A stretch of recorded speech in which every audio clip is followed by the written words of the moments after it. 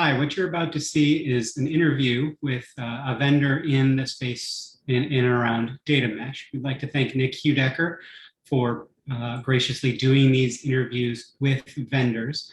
We'd also like to make it clear that the data mesh community and data mesh learning doesn't necessarily endorse anything that these vendors are talking about, but that we wanted to give them a voice to talk about what they may offer in the space, so people are aware of vendors, because obviously if everybody has to build everything themselves, the data mesh is going to be pretty hard. So with that, we really thank Nick for doing this great work, and we hope that this is good and useful to you.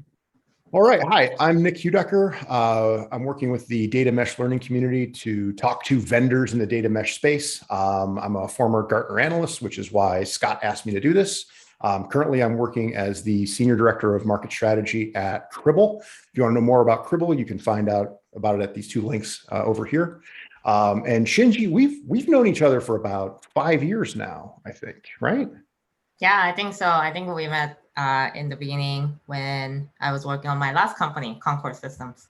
Yeah, we met at a MongoDB event, I think, in New York. There you go. Yeah. So your new company, SelectStar, is it's active in the data mesh space, but it's primarily a data catalog, correct? I would say data catalog is one of the features that we have. We actually position ourselves as a data discovery platform. And I would say the way that it manifests into the data mesh world is because data discovery is one of the key pillars of data mesh that you need to have in order for data mesh to really work well. Absolutely. So how did you get here? Like, what was the genesis for the product? So I've spent like the last 12, 13 years working with data, producing data, analyzing data as a data scientist, data analyst, data engineer, software engineer, and product manager. I've noticed that, and I guess to back up a little bit, I've started a company called Concord Systems in 2014, focused on distributed stream processing, which got sold to Akamai. And at Akamai, we were helping a lot of large global enterprises to run IoT sensor data processing and MQTT messaging on top of the edge network. From there, I was exposed to a lot of the issues that enterprises have when they have a lot of data. And data discovery definitely was one of the issues. But the reason why and how I got to SelectStar is because after I left Akamai, I took some time off and was thinking about what I wanted to do next. I kept seeing the areas that's happening in the data industry where more companies are moving into having data discovery problems. And this kind of manifests in, I guess, 3 different ways, or this kind of happens because of 3 main reasons. Maybe I'll share a quick slide here because I had this before. Yeah, you should be able to share. So the 3 main parts that I've seen where industry was heading is first and foremost, everybody, whether you're a small, medium, or large size company, even if you're not a huge enterprise, you actually do have a lot of data, because it's not just your data coming from your apps and your website, but also you're starting to get a lot of data from your Facebook ads or Salesforce or Marketo. Many different ops related data is entering the data warehouse. And also a lot of the data warehouse is moving to the cloud as well. So Snowflake, BigQuery, Redshift, with a way to flexibly use the compute engine, it is more beneficial to have all the data under one umbrella. So that's helpful so that you can join different data and utilize many different types of data. At the same time, that does create a lot of database tables in those data warehouses where you end up with hundreds and thousands of tables to manage. And this is like basically every company in Silicon Valley that was growing very quickly was also all running into this problem. So how do we manage this increasingly growing data assets? But the part that makes it more painful on top of that are these two other trends. First, we are entering to a new era where more business teams are having their own ops or analyst in their team to run the reporting or analysis, data collection, so on and so forth. And what that means is the centralized data team and becomes more focused on engineering and infrastructure. And when someone comes, there's no like a centralized place where a business user can go to ask, hey, like I need this analysis or I need to make this decision. Can someone help me with the data? So what that means is with decentralized generation of data ownership, you have now, you may have multiple people that you might have to ask for your answers in order for you to find your answers. And then you also need to, you may also run into different answers, like, product may say one thing and the finance team may say a different thing. So that's like another part. I think that's why making the data discovery painful. And then last but not least, there are now a lot of business stakeholders that have direct access to data. So you end up also asking these business users that used to get email reports, they now have direct access to data through the BI tools. And with that, they will also start asking questions. Where did the data come from? Do we have this data? How did we calculate this metric? So a lot of these questions around data is not just the questions that data scientists and data analysts ask each other. It's something that everyone is asking. So, I mean, this is your three trends. I mean, I think in some ways they kind of maybe conflict with each other, right? I see lots of smaller data warehouses, maybe not big monolithic stories as much as you used to, just because they're harder to manage, right? They're harder to get, they're harder to feed, they're harder to optimize. And then you've got kind of your decentralization story, which I see a lot of, right? Because people have that context for the data that they live with every day. And my context might be different than, say, yours. If you work in finance, I work in marketing. And so trying to reconcile some of that with tooling, with data discovery, I think makes a lot of sense, but there's kind of like no one size fits all pattern for adoption, I think, in enterprises today. Every company is very different. Yeah, especially enterprises also, because you have a lot of legacy production databases and data warehouses that you may need to connect to. It is harder to get to a full, like fully federated model of data governance, I would say. Yeah. But the trend towards having a centralized or more or less one single source of truth of data warehouse or data lake, along with BI tools that are only connected there, gives us like a real wedge for a lot of companies to start their data discovery and data governance phase from the analytics side to begin with. Because these analytics data lake and data warehouses are where the data is primarily consumed from. I agree with that. I think in most so cases, it's more on the, we're kind of starting from the consumption side, whereas traditionally data catalogs have been more focused on the production data or the producer side. It is important, but I think like in today's world, when the compute and resources are very, we are living in like an abundance of compute and resources that we can utilize to process lots of data, duplicate data, make our own versions to create our own analysis. It's really to help and fuel the better and the right ways to consume these data that I think is becoming more important than just tracking all those sources. I think it makes a lot of sense. And, we see kind of the story of of data products in the data mesh world, and that requires a certain amount of discoverability and versioning and all those different types of tracking. So being able to discover those things is key. SelectStar is a pretty new company, though, right? I mean, do you have customer stories you can share? Like, what challenges do people have when they seek you out? Like, what are they looking for you to solve? Yeah. So we just finished our private beta program in June. And from there, we worked closely with 5 companies. They're all on our website, so you can check it out. We have as large enterprise companies like Pitney Bowes and upcoming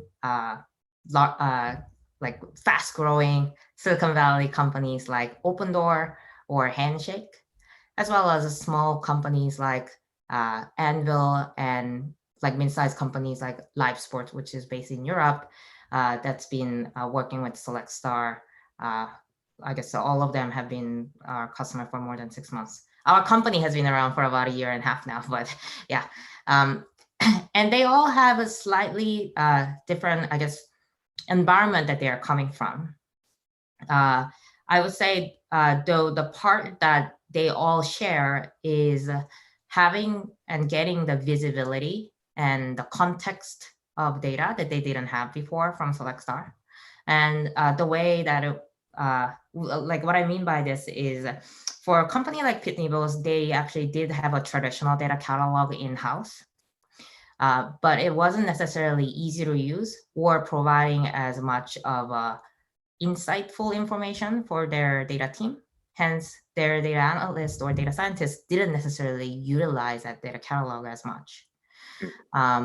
And for them, initially being able to get a lot of insights like data lineage, popularity, top users directly from SelectStar automatically, I think was something that they realized, oh, like, you know, this is something that everybody will be really excited to use. And it's actually really easy to do that. So your primary audience is it data scientists, is it data engineers, or is it more of like the business user? Right now, our primary users that we support and the most active users of SelectStar are data analysts, data scientists, and data engineers. The way that we view data governance or data discovery, like we have a general, like our view of how we see companies to mature, like a full maturity of like data discoverability. And we believe that it should initially start from the data platform team.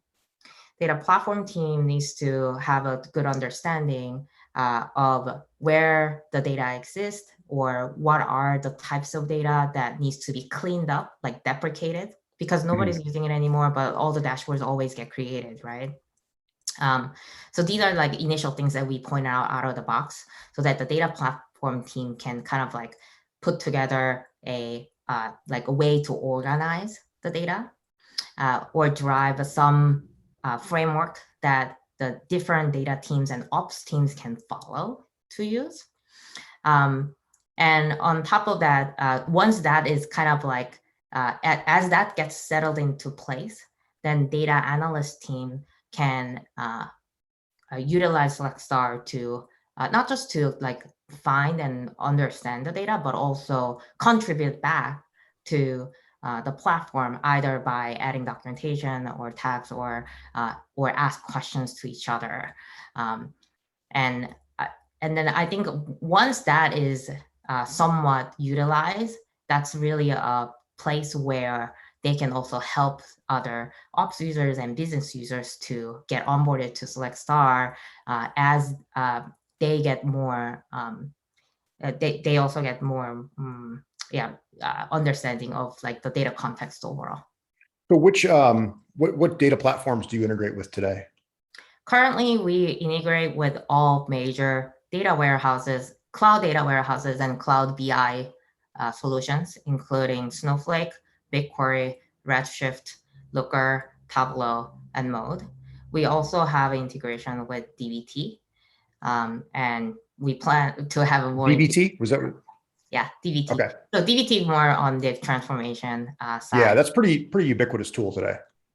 Yeah, a lot of people use DBT for data transformation and also utilize DBT docs, which is a great way to have like table and column comments. Mhm. So we can sync that documentation into SelectStar along with the data warehouse and BI information together as well.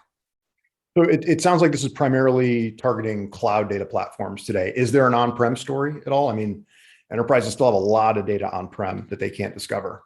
Yeah, I mean, one day, I think next year we will look into on-prem, but initially where we start from is going to be supporting a single tenant VPC models because a lot of enterprises are moving their data to the cloud as well. But having the security model so that the data plane resides in their cluster or their cloud is one of the parts that we plan to work on. But today we have our own VPC. We are SOC 2 client compliant. We have a type 2 report, and also by default, just regarding the security perspective, by default we don't ask for access or look into any of the data values. We only touch metadata and query history. So it's a lot easier for even larger companies to try our SelectStar because we just don't have access to any of the sensitive, potentially sensitive data. Got it. Okay. No, it's a good story. So today, you just closed out a beta. Can you give me an idea of maybe what your roadmap looks like over the next 6 months? Yep. So in Q4, we have a couple of exciting things that's planned to come up.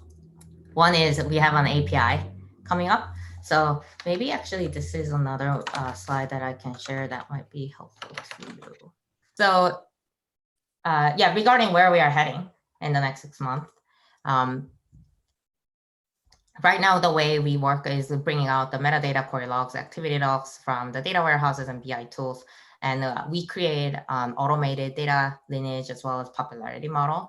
This gets refreshed every 24 hours, and our users can create their own business glossary or metrics definition on top.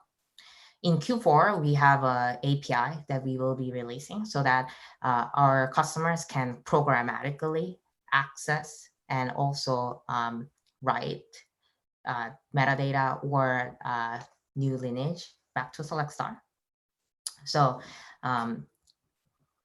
because a lot of users also use SelectStar as their primary documentation platform, they can basically bring the latest documentation from SelectStar and put it back into their data warehouse or other tools. And vice versa, if they want to programmatically update SelectStar with either tags or documentation, they can do that as well. And so what are you envisioning as like the mechanism calling the API? Would this be like a Jupyter notebook or something else? What are you thinking there? It will be just a REST API. So it's up to the user to decide kind of how they're going to be updating that data. Okay. Yep. Got it. This is also primarily because usually when we get our IAM roles or service account with our data connections, we currently don't ask for any write access because we want to give the customer to figure out how they want to utilize the data. So that's why, and yeah, they can decide how often or what type of data that they want to read. Well, and not having write access, I think it removes a barrier to acceptance, right, in enterprises today that are really concerned, and rightfully so, about data privacy and security. So coming in and saying, we don't write. We don't write, and we also don't read any values. We only look at your schema and query history. That's all. And once we have an API available so that you can create custom metadata or lineage graph and also read and write the documentation easily, that's when next year we will start providing more features around personalization and building workflows. So whether that's around access or notifying users about what's happening to the data sets, to like right now we do already have notification built in. So like utilizing that for our customers to create custom workflows is kind of like what's coming up. Got it. Yeah, I think the collaboration aspects and stuff I think are going to be a key element of data mesh tooling, right, going forward. So just to summarize, right, you're primarily in the data discovery arena. Core audience is kind of the data people, right? Data scientists, data engineers, not necessarily the analysts. And no, today, analysts are definitely the. So that is an audience that you're going after. Yeah. Okay. Yeah. Yeah. Got it. Yeah. Thank you for clarifying. No, this is good stuff. So where can people find SelectStar? Where can they learn more about it? How can they contact you? Yeah, I mean, I'm on the Slack group of data mesh learning, so happy to answer any questions there. Or you can always contact us from selectstar.com. Yeah, good. Well, listen, thank you very much for your time. Any other closing thoughts you want to add before we wrap up? I guess the closing thought is, right now, I think data mesh and a lot of things that's happening in the data industry is actually really exciting. I think going towards a more decentralized, federated model of data consumption and the domain-driven ownership is something that I think will unlock a lot of innovation and makes organizations to move faster. But then I think it's also really important to ensure and have a visibility of what's really happening for the data platform team. So I think we are very excited to help organizations to kind of get there. But overall, I think with the new concepts of or the transformed concepts of data mesh, modern data stack, all the new cloud data warehouses, and ETL or ELT or reverse ETL tools, I think this is a really exciting time to be in. I agree. For me, what's exciting about the data mesh idea is it gets rid of this idea in either whole or in part of a single source of truth, right? Because truth is contextual to the teams that are using that data. And I think this idea of data products with relevant context, I think to me, that feels like a win, right? Before it was always, let's centralize everything in a data lake, or let's centralize everything in a data warehouse. And that just hasn't proved workable, I think, for any enterprise in a broadly acceptable degree. But no, I agree with you. It's an exciting time, and it's going to be a lot of fun. Well, listen, thank you very much for your time. I appreciate it. We'll get this posted up on YouTube very soon. And if you have any other questions about SelectStar, you can reach out to Shinji. She's in the community Slack, or you can go to selectstar.com. Thank you. Thanks, Nick. This was fun.